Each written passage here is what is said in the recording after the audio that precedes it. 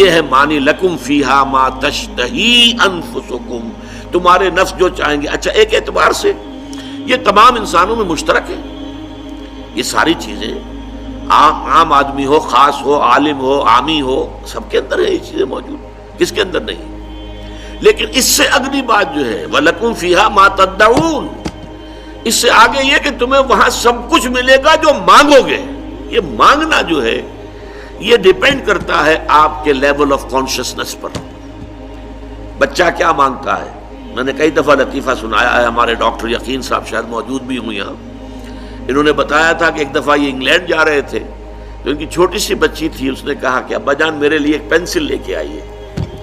اب انگلینڈ سے اس نے پینسل کی فرمائش کی ہے، اس لیے کہ اس کا ایک چھوٹا سا ذہن ہے، اس چھوٹے سے ذہن میں یہ ہوتا ہوگا اپنے بڑے بہن بھائیوں کی پینسل لیتی ہوگی اور وہ غصے میں آتے ہوں گے تم نے کیوں اٹھائی ہے، تو انہوں نے کہا میری ایک اپنی پینسل ہو تو ابا جان وہاں سے آپ آئیں گے تو میرے لیے پینسل لے کر۔ یہ اس کی ذہنی سطح کے مطابق اس کی طلب ہے۔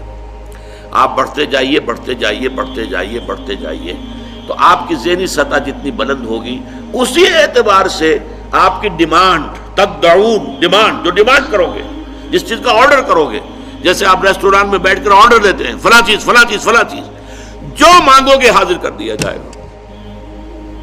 یہ ہے در حقیقت اس نعمتوں کا تذکرہ۔ لکم فیہا ما تشتہی انفسکم ولکم فیہا ما تدعون۔ آخری جملہ یہ نوٹ کر لیجئے، اس میں جو آخری طلب ہو سکتی ہے انسان کی،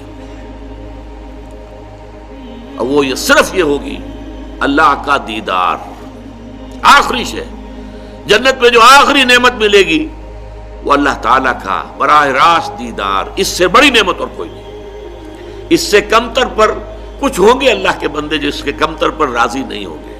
کھانا پینے کی چیزیں اور یہ لذتیں اور یہ لذتیں یہ اپنی جگہ پر ہیں، لیکن ان کی خواہش جو ہوگی اصل، اور انہیں جو تسکین حاصل ہوگی وہ اس سے ہوگی کہ اللہ تعالیٰ کا دیدار انہیں حاصل